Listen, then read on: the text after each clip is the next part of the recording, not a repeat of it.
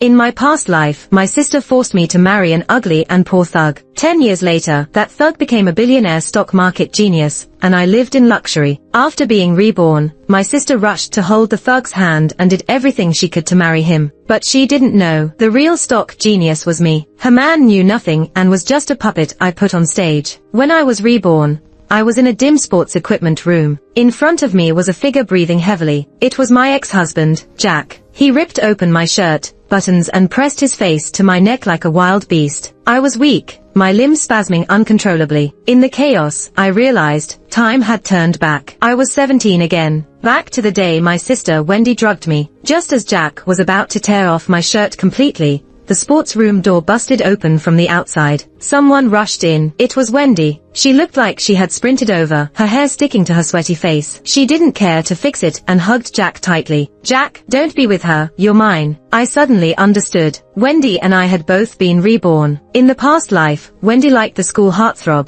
but he wrote a love letter to me. Wendy went mad with jealousy, drugged me, and forced me to marry the worst thug in school, Jack. A decade later, Jack became the billionaire investment tycoon, Q God, making me a wealthy socialite. Every day, I carried rare Hermes bags and drove a $7 million Rolls-Royce. Everyone envied me. They said, "Daisy really married a great man." Back when Jack was down and out, Daisy saw his potential. Now she lives a blessed life. But Wendy's rich second-generation husband had long fallen into debt, chased by creditors. He would even flatter Jack. "Brother-in-law, you're Q God, right? I admire you so much. Can you help me with my investments?" Whenever Wendy saw me, her eyes were filled with uncontrollable jealousy and deep regret. Sure enough, at a family gathering, after Jack said he was going to the bathroom, I saw Wendy follow him to the corner. In the corridor, I stood in the shadows, eavesdropping through a thin door. Wendy was crying, her voice slurring with drunkenness. "Jack, you liked me back then." Wendy hugged Jack, trying to kiss him. Jack gasped and pushed Wendy away forcefully. He said stiffly, "That was over 10 years ago." Wendy fell to the ground, still crying. "Have you forgotten? You brought me breakfast every day, gave me rides, said I'd always be your goddess, and you'd do anything I asked. Jack, you were supposed to be mine." Jack ignored Wendy, hurriedly fixing his clothes she messed up, and stormed out. His expression was like facing an unavoidable plague. Wendy lost all hope, slumping on the cold bathroom floor. I opened the bathroom door, looking down at her, and spoke coldly. "Stop sitting there. Anyone who knows would think you failed to seduce my husband. Anyone who doesn't might think you're acting in some sad teen movie." Wendy looked up sharply, her eyes full of hatred. "Why you, Daisy? What makes you better than me? Why do you get to marry into wealth?" I coldly shook off her hand. "Get it straight, Wendy. I'm with Jack because of you. Seeing Jack successful now, you regret it. Too bad, it's too late." Wendy stared at me intensely, then shook her head and laughed viciously. "Daisy, you're wrong. It's not too late." Back then, I didn't understand what she meant, but now, looking at my 17-year-old body, I understand. Wendy might have bound some kind of system, and brought us both back to 17. Living another life, she wants to win back the man who should have been hers. Now, in the sports equipment room, Jack was breathing heavily, his face filled with desire. He looked at me. "I feel terrible." Wendy forcibly turned Jack's head, making him look at her instead. "Jack, I love you." She kissed him actively, and soon they were entwined. Watching them kiss feverishly not far away,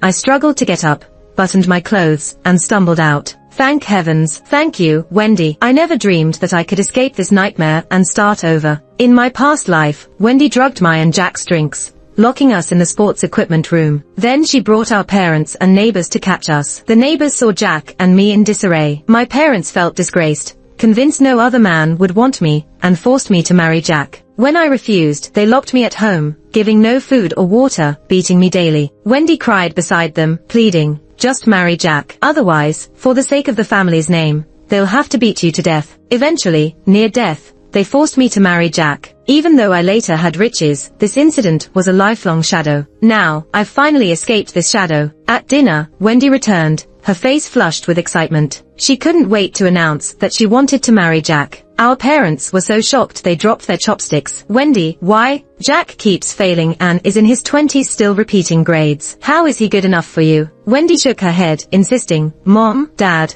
I promise you, Jack is just down now. He will have a great future." Our parents couldn't believe it and tried to convince her more. Mom even started to cry. Finally, annoyed, Wendy shouted, "It's no use stopping me. I've already given myself to Jack." She touched her belly, I might already be carrying his child. Our parents were stunned. Seeing her parents' shocked and hopeless faces, Wendy calmly smiled. She sat down next to them, lovingly putting her arms around their shoulders. She started to comfort them. Mom, Dad, you have to trust your daughter. Remember when I told Dad not to get involved in business, and Mom to stop going to that shady clinic out east for treatment? Guess what? The guy who advised Dad just ran off with the money, and that dodgy clinic had a serious medical mishap. See, everything I say comes true. People have been calling me a lucky star since I was a kid. Did you forget? After Wendy spoke, her parents' expressions began to relax. She continued to persuade them. So, you have to trust my judgment in men too. Jack is destined to be wealthy. We'll have a great life. Mom was the first to waver. Really? Wendy laughed. Of course. Dad, too, began to believe Wendy. He started worrying. If Jack gets rich, will he mistreat you? Wendy smiled calmly. No way. Jack is the type who spoils his wife. I remember in my past life,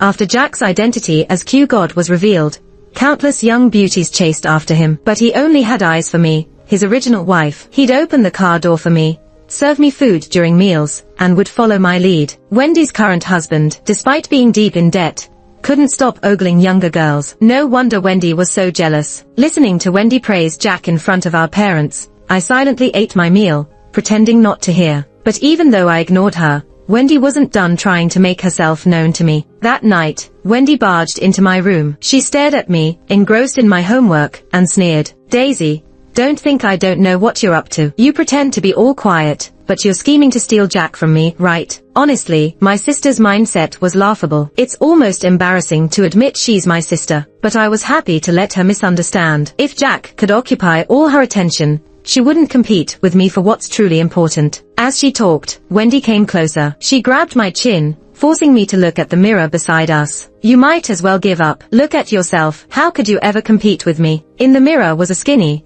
dark-complexioned girl with thick-rimmed glasses and a worn-out school uniform. Next to her was Wendy, with her fair skin, silky black hair, and wearing a trendy dress. She was a head-turner on the street. I wasn't as pretty as Wendy. Plus, our parents were biased, giving Wendy the best food and clothes while leaving me undernourished and sickly. The contrast was obvious. Look at you. Do you really think any guy would like you? Wendy kept on taunting, as if venting all her past frustrations. Jack was my lapdog. He only married you because he couldn't get me. Next time, I won't give you the chance. Once I'm of age, I'll marry him. When he becomes Q God, you'll have no chance. Half of all that wealth will be mine. Wendy's eyes gleamed. Yep, at his peak, Q God had assets worth billions. A divorce could get her half, plenty to live off and date whoever she wanted. I twirled my pen, bowing my head deeply. Wendy thought her words struck a nerve, but I bowed my head to hide my smile. Dear Wendy, I love how you underestimate me. Your ingrained arrogance means that even if you relived 1,000 lives,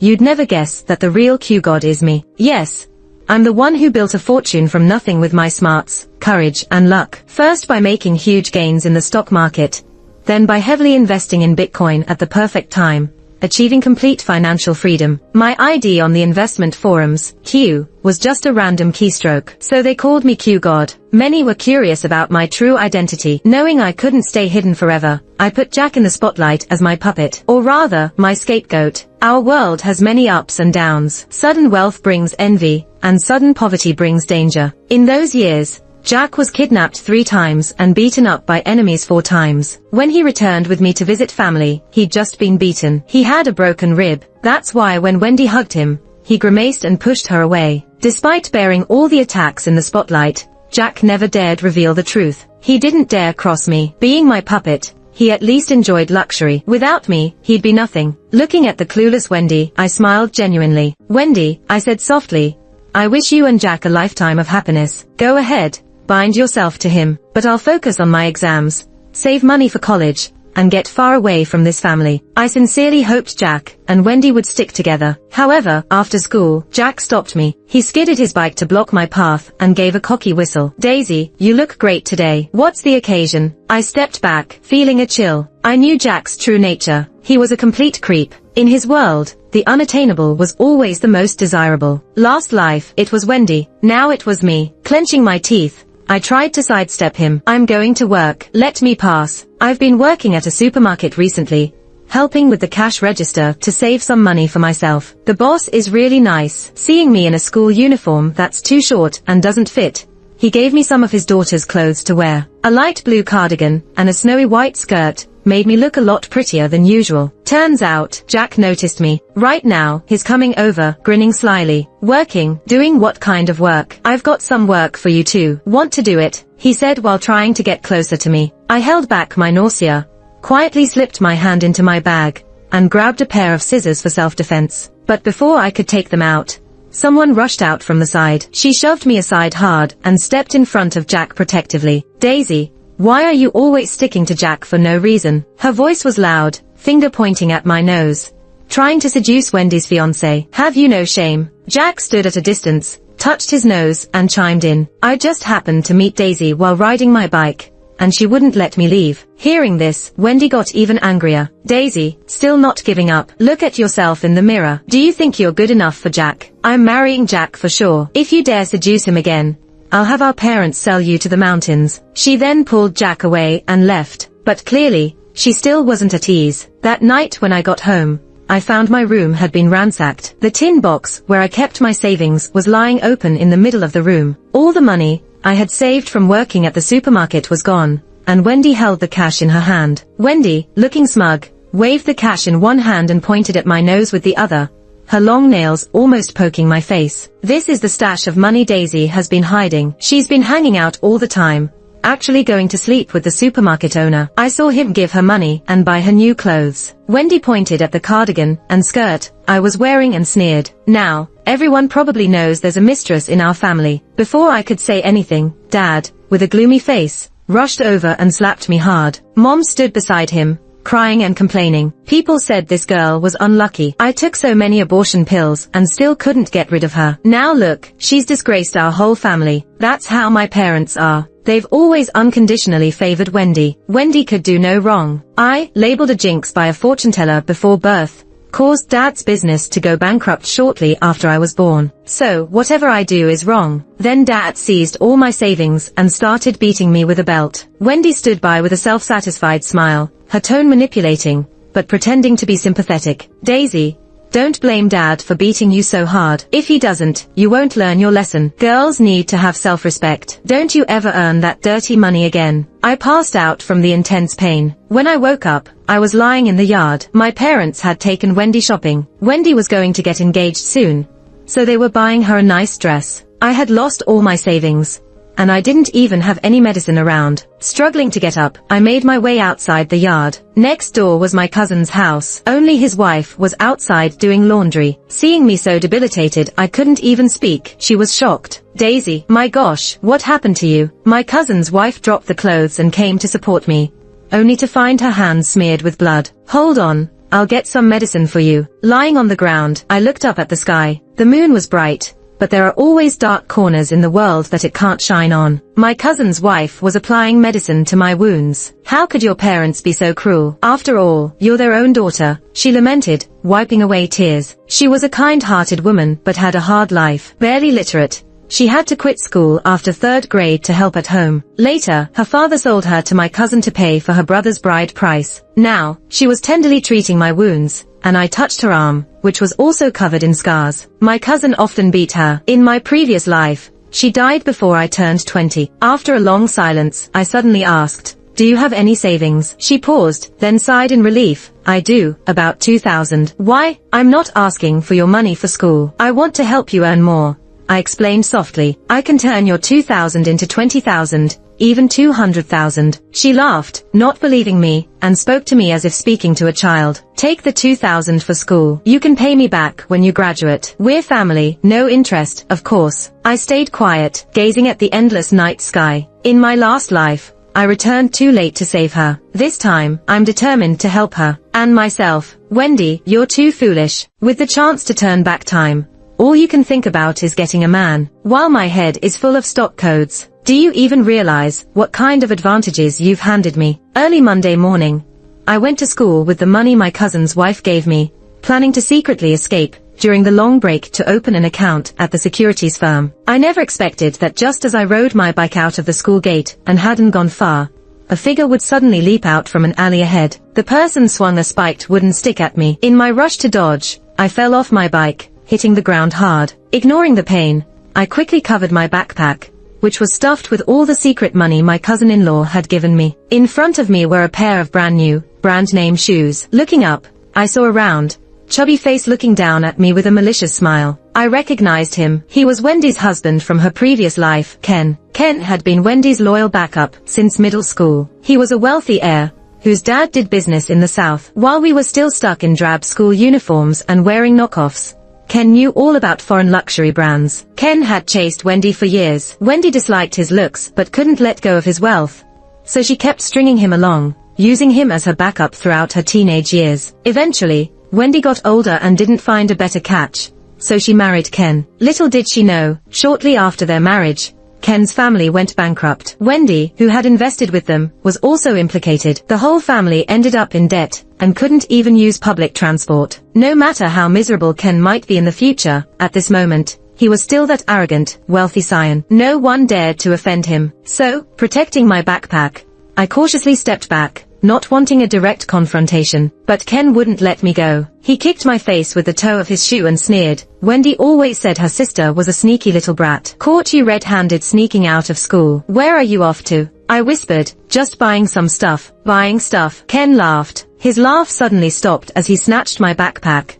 dumping its contents on the ground. Pencils and books scattered everywhere, and an envelope fell out. I tried to grab it, but Ken was quicker, picking up the envelope. So much money. Ken waved the bills. What are you buying? Wedding treats for your sister and me. He pocketed the envelope and said coldly, don't think I don't know. Wendy told me everything. You're greedy and jealous of her, so you became someone's mistress to earn money for fancy dresses. Did you steal or cheat for this money? I'll tell Wendy right now. Ken kicked me into the wall, dust flying everywhere. I coughed, but my mind suddenly cleared. Following me, Ken was definitely acting on Wendy's instructions. We've both been reborn. Even after snatching Jack, Wendy doesn't trust me, so she sent Ken to tail me. But that's not the point. The crucial part was what Ken just accidentally let slip. Buying treats for your sister and me. I burst out laughing. Perfect. Ken doesn't know that my sister is already with Jack. Makes sense. To Wendy, Ken is still useful. If Wendy told Ken she was going to get engaged to someone else,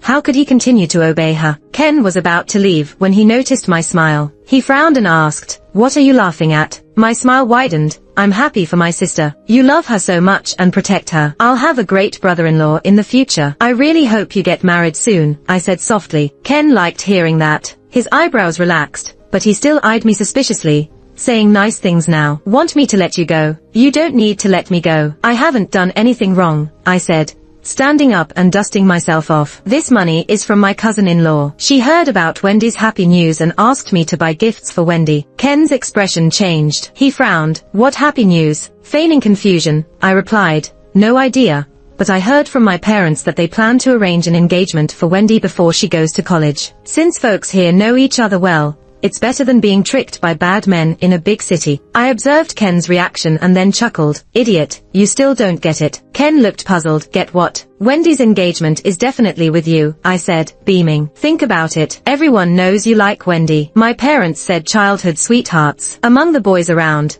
who fits my sister better than you? Ken was suddenly pleased but uncertain. Why hasn't Wendy mentioned this? I teased. Wendy has thin skin. She must be shy, but she'll tell you soon. I've often seen her heading to the woods behind the school lately, probably preparing a surprise for you. Ken, completely smitten, asked excitedly, really? Just go check, I suggested. I extended my hand. Give me the envelope. I still need to pick a dress for Wendy. Do you prefer pink or blue? I'll choose according to your taste. Calling him brother-in-law made Ken overjoyed. Without thinking, he shoved the envelope back at me. Pink. Then he dashed toward the school. I figured he was eager to see what surprise Wendy had for him. I smiled, whistling, as I hopped back on my bike, feeling great. This surprise would be one Ken would never forget. I reached the securities company, where my cousin-in-law Victoria was anxiously waiting outside. It was her first time in the trading hall. Seeing the fluctuating colors and numbers on the screen overwhelmed her. Daisy, can you understand this stuff? I didn't even need to look. Ever since I bought my first stock,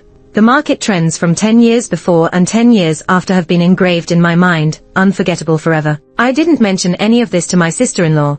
I just smiled and said, I understand it, trust me. At the securities company, I also saw a familiar figure. It was Ken's father. He was originally doing some paperwork, accompanied by a secretary, but then he got a phone call. His face changed, and he rushed into a black sedan parked at the door, heading toward our school. I stood at the door, silently watching the car disappear. My sister-in-law, having finished her paperwork, came to me. "What are you looking at?" I glanced at the sky. "Nothing. It's just that the weather is changing." And sure enough, it changed. With my help, Ken eagerly went to the little grove, excited to see the surprise Wendy had for him. Unexpectedly, as soon as he entered the grove, he heard indecipherable noises. Upon closer inspection, he found his goddess Wendy with Jack, a guy he had never even looked at. This was probably the biggest shock Ken had experienced in his nearly 20 years of life. By the time he realized what was happening, the sound of an ambulance was already filling the air. Ken had beaten Jack so badly that he had to be rushed to the hospital for emergency treatment. When I arrived at the hospital, Jack was already awake, wrapped in gauze and lying motionless on the bed. The scene was quite familiar to me. After all, in my previous life,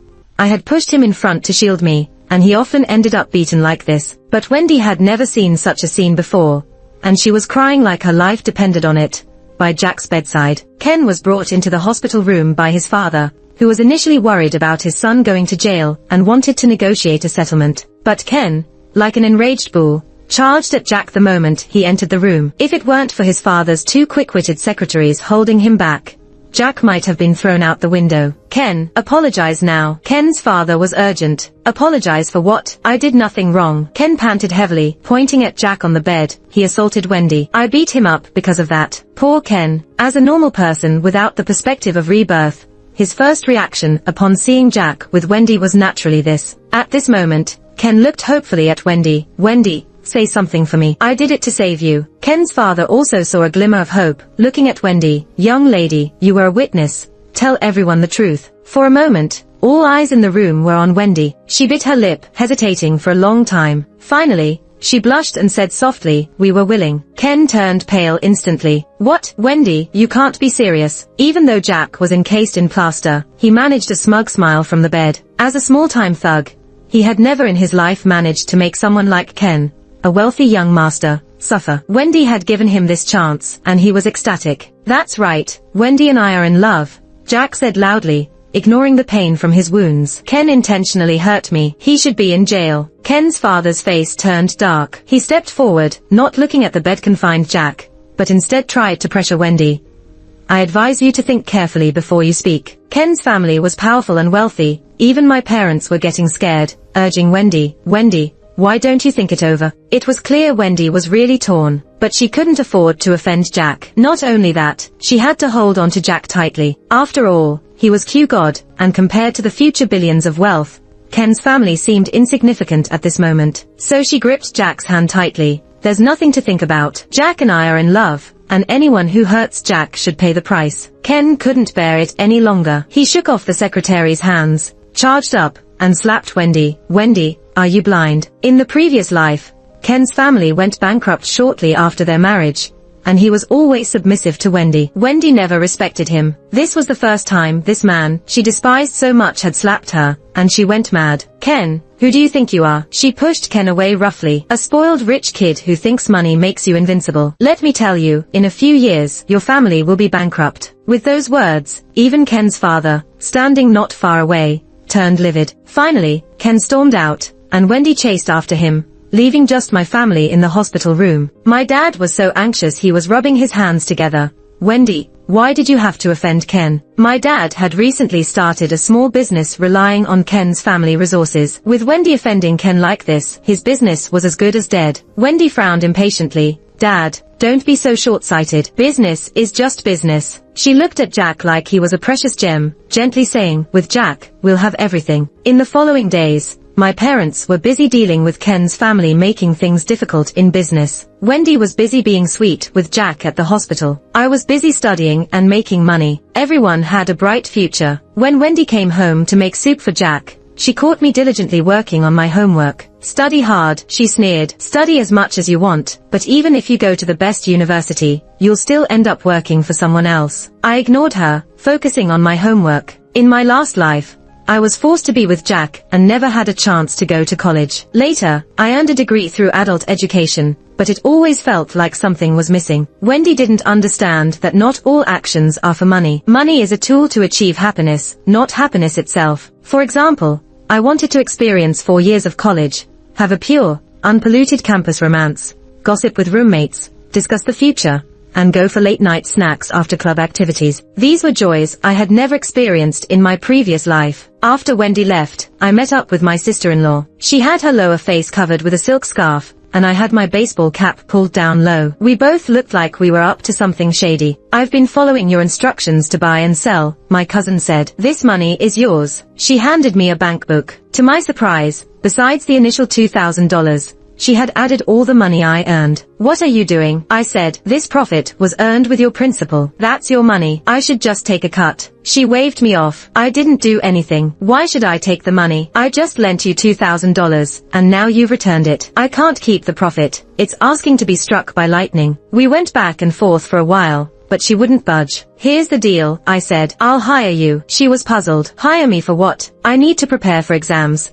so I need help with a lot of things. Plus, I can't open my own account until I'm 18. I'll still need to use your account. You should get a commission for this." She waved dismissively. "We're family." I grabbed her hand. "And when I graduate, I plan to start my own business. I hope you'll be my BD." She looked confused. "What's BD?" "Business development." "You're outgoing, good at talking, likable, and great at networking. I think this job suits you." Before she could respond, we heard something at the front door. Wendy and Jack were back. We exchanged a knowing look and dispersed without a sound. This was our plan all along. We had a significant amount of money, and it wasn't safe. Until I was strong enough, no one could know we made this money. I went home alone and heard Wendy and Jack happily chatting in the bedroom. Jack's voice carried the excitement of someone about to achieve greatness. Alan said that the others were average, but not me. He immediately saw that I wasn't ordinary, and decided to teach me everything he knows about investing. Wendy was ecstatic. "Jack,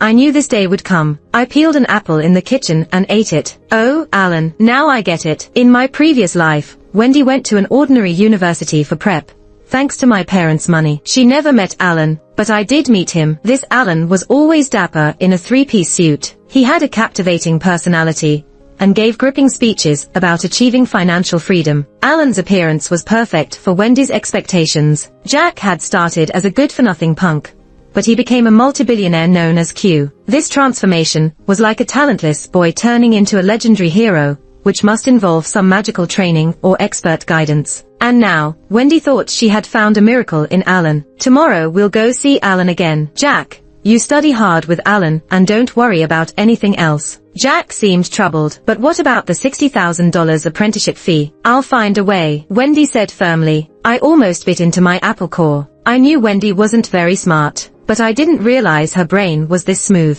If she could blame all her past failures on picking the wrong man, then she would naturally trust that her ticket to success was in paying a $60,000 fee to a guy named Alan. I met Alan in the previous life, and Jack was thrilled, begging to follow Alan to get rich. I stopped him, even though I was also young and inexperienced.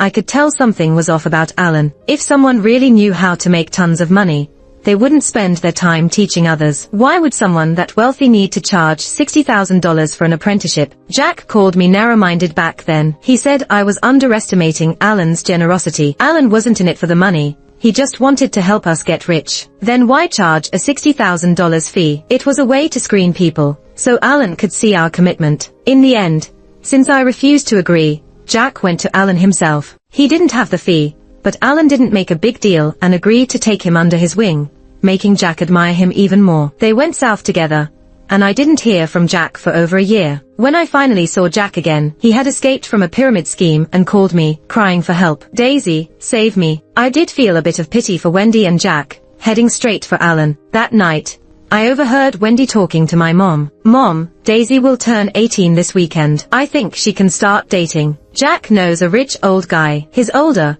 but is willing to pay an $18,000 bride price. Our family's struggling. Dad's business is gone, and Jack has this opportunity, but he needs $60,000. So maybe we can arrange for Daisy to meet him, if not for any other reason, for the bride price." Turns out, Wendy's plan to raise the $60,000 was to sell me off. That sliver of pity I felt faded completely. "Go ahead and ruin yourselves, Wendy. I'm really looking forward to watching you dig your own grave." Sure enough, on my 18th birthday, my family did something unusual, and got me a birthday cake with cream. My present was a new dress, and my parents made me spin around in front of the mirror, praising me. Daisy is really turning into a beauty at 18. Even Wendy chimed in with admiration. Daisy is so cute and does well in her studies. Rich people love that. My parents took the opportunity to bring up the topic of me dating. Though he's a few years older. Thanks, he's 47 and I'm 18. But his nice, older men are more considerate. Thanks, his 2 previous wives divorced him because they couldn't handle his domestic violence. Internally, I cursed, but outwardly, I smiled sweetly. Sure. Thanks to my parents and Wendy for worrying about my future. I'm willing to go on a blind date, but I'm taking the college entrance exam soon. Let's meet him after the exams. My parents and Wendy didn't expect me to be so cooperative, and were very pleased. At night, I overheard them talking. They guessed Daisy knew she couldn't find anyone good on her own. Once she hears he's rich, she'll definitely be willing. I sneered while continuing to study. Before I knew it, it was time for the exams. Since I wasn't forced to marry Jack in this life, I was able to take the exams smoothly. I've always been a good student, so when I finished the last exam and handed in my paper, I felt confident. After leaving the exam hall, I didn't go home. I went straight to the hotel. My sister-in-law Rachel was already waiting there. Here's what you asked for. She handed me a newly bought suitcase. Inside were clothes, a computer, a phone, and toiletries, all purchased according to the list I gave her. I wasn't planning on going back home. You know, if you leave like this, your parents will probably freak out. I grabbed the suitcase. Even if they freak out, it will only be because of the lost bride price, not because of me. I looked at my sister-in-law earnestly. Come with me, Rachel. This summer, I'm going to a place with lots of opportunities. You can be my BD, and we'll make a lot of money together. Rachel's hands, accustomed to housework, clenched the edges of her apron tightly. I could see she was scared. After a long pause, she sighed. Daisy, you go. You're meant for big things. I can't do it. Rachel said goodbye to Daisy and went home alone. She cried all the way. She hated herself, but she didn't even know exactly what she hated. She wasn't a brave person, and had spent the first half of her life following orders. When her parents told her to stop studying, she stopped. When they told her to take care of her younger brother, she became his second mom. When they told her to marry to get the money for her brother's bride, she married a man who hit her. Whatever her husband told her to do, she did. Everyone around her seemed to live the same way. No one resisted. The only person who taught her to resist was Daisy, a girl who had just turned 18. Girls at that age are always full of naive courage. But Rachel hadn't had courage even as a little girl, and now, at her age, she had even less. Rachel went home. The house was a mess. Her husband lay on the mattress, surrounded by empty bottles. As soon as she walked in, a bottle flew past her, shattering against the door frame, splinters hitting her. Home so late, trying to starve me. These kinds of conversations happened daily. Rachel lowered her head and went to the kitchen to cook. She chopped the vegetables loudly, trying to drown out her husband's curses, but the insults still flooded her ears. You don't work, you don't bring in any money, you eat my food, and live in my house. So you better take care of me. And don't give me any crap about that cyst medical record. I'm telling you, if you don't give me a son this year, I'll break your legs. Rachel silently chopped vegetables. A strange warmth flowed through her heart, and she chopped faster and faster. She remembered many things. She remembered her savings account, which had 10,000 in it, all left by Daisy, while her husband gave her only 1,000 a month for household expenses, and still blamed her for not knowing how to manage. Rachel remembered Daisy's words. Rachel, awakening is a long process, but also a sudden moment. We all think if we just bear it, life will go on. But it doesn't. There will be a moment when you think, I'm done. At that moment, you'll step into a whole new world. Rachel was chopping potatoes when her husband yelled, Is it done yet? What's taking so long in the kitchen? Trying to starve me, running around all day. Should tie you up with a dog leash. Rachel suddenly slammed the knife onto the cutting board. She said, Screw this. It was a peculiar afternoon. Rachel's husband suddenly saw his famously good-natured wife rush out of the kitchen with a knife, screaming, Screw this. I'm done. Rachel ran out of the house. She left everything behind, her carefully managed home, her marriage,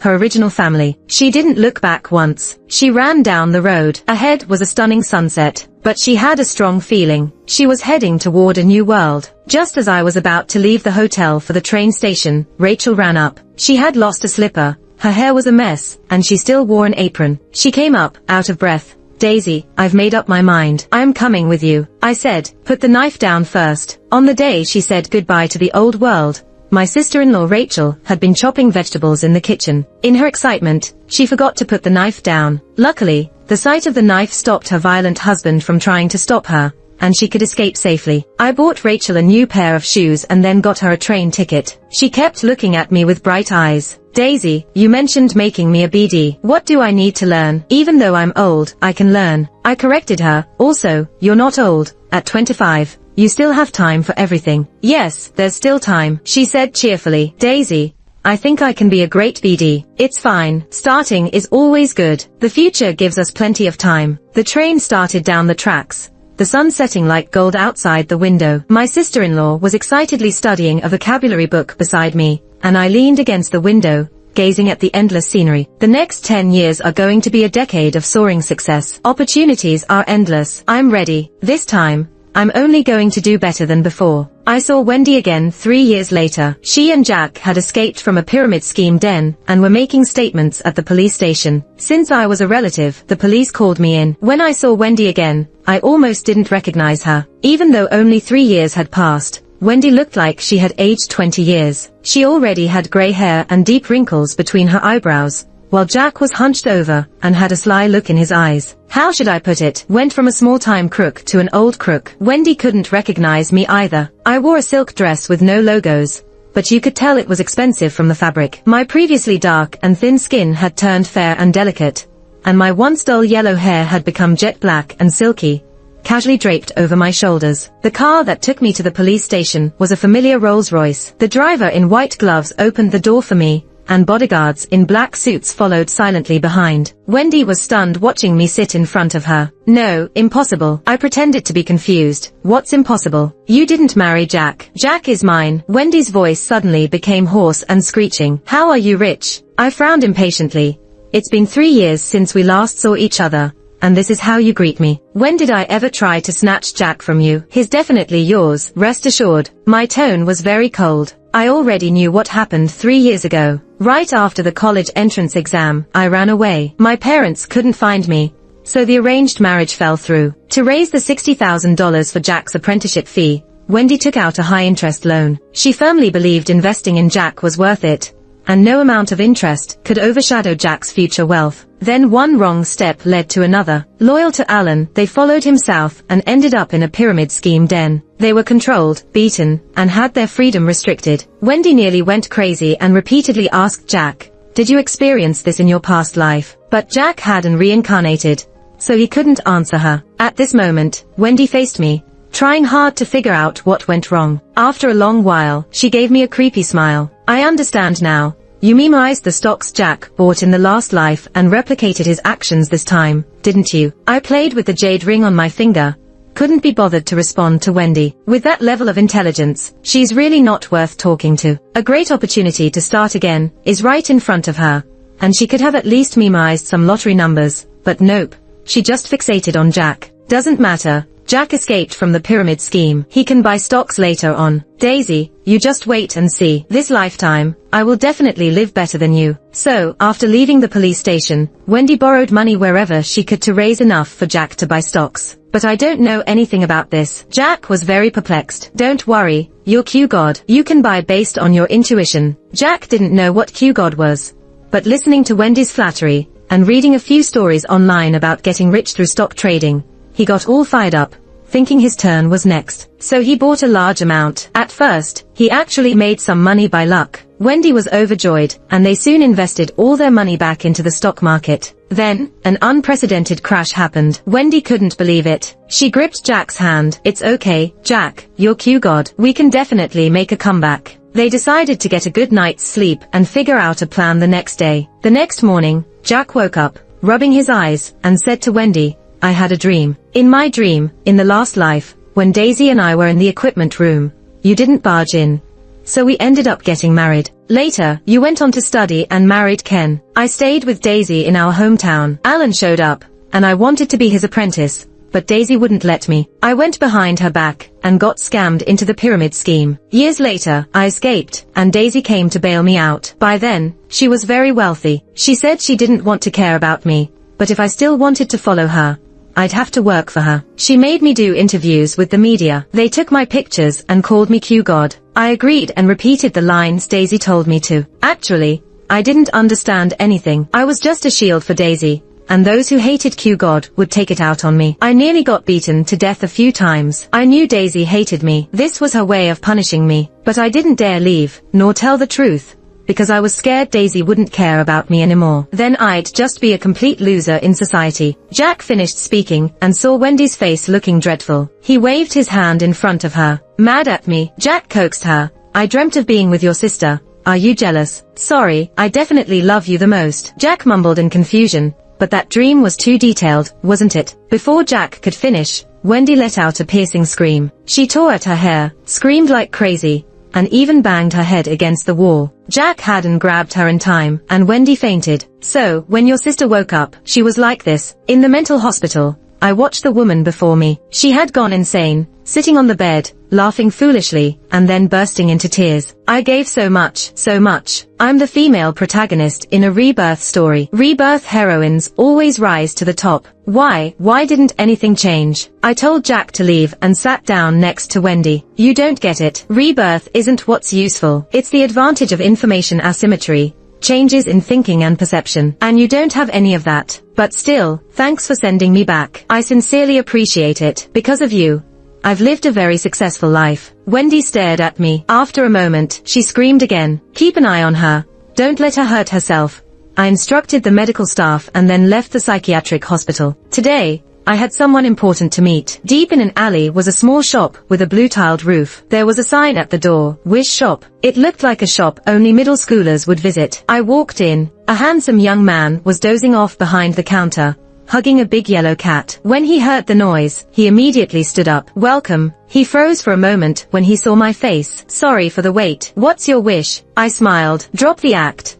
I know my sister got her chance at rebirth because of you all. It took me a long time to find this clue. This inconspicuous little shop had a manager named Victoria and an assistant manager named Jason. The information I found was strange. Victoria was just an ordinary college girl, but I couldn't find anything about Jason. At that moment, Jason handed me a cup of hot tea. I wasn't interested in drinking it. I got straight to the point. Name your price. I can pay whatever. I just have one request. No more rebirths for Wendy. Yes, that's what I want to do. Block Wendy's path to another rebirth. Jason was taken aback for a moment, then laughed. You might have misunderstood. Our actual client isn't Wendy, it's you. I frowned. Time reversal is a high-cost service. We only offer it to the most deserving customers. You were someone we selected a long time ago. Then why didn't you come to me? I asked. We tried. Many times we left flyers where you could see them, sent text messages, but you ignored them all. It was quite possible. I was incredibly busy, swamped in work. Even important emails needed my assistant's reminder. There was no way I'd notice what looked like junk ads. So we turned to Wendy instead. She had a lot of unresolved issues from her past and readily accepted. I raised an eyebrow. Did she know she was being used? Come on, used is a strong word, Jason said, shrugging. In the sunlight, his features glowed with a golden hue. Yes, we gave her rebirth. The cost was taking you along for the ride as well. All terms were laid out clearly, and she agreed. Straight business. As for what happens after, that's out of our control. Whether one defies fate or makes it worse is up to individual capability. We're not responsible, you see. Then one last question, I said. Why choose me? That's simple. You've already answered it with your actions,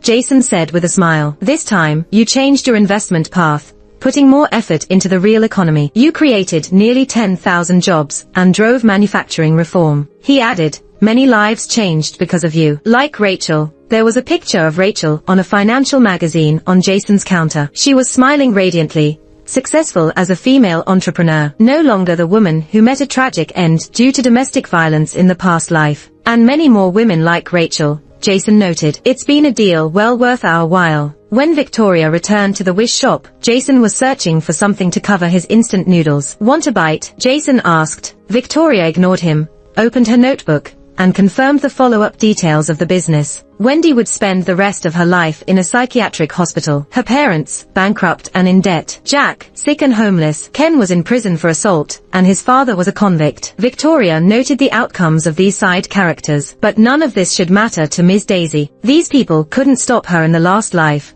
and they couldn't in this one either. As Ms. Daisy said, she'd only lead more people to greater heights. Finished with her thoughts, Victoria looked at the noodles in front of Jason. "What's that?" "Instant noodles," Jason replied. "I asked if you wanted some." "No, I mean the thing beside it. The one you used to wipe the soup." Jason glanced over, dumbfounded. "It's the check Ms. Daisy left us." He had accidentally wiped the spilled noodle soup with the check Ms. Daisy gave to thank them. A check worth an enormous amount. It couldn't be used now. "Quick, let me go back 10 minutes. Quickly." Victoria was exasperated. "Jason, that's not how we use our power. Hurry, let me go back. It's over 50 million. A mini rebirth occurred within the shop, and the next wealthy client was probably already on the way.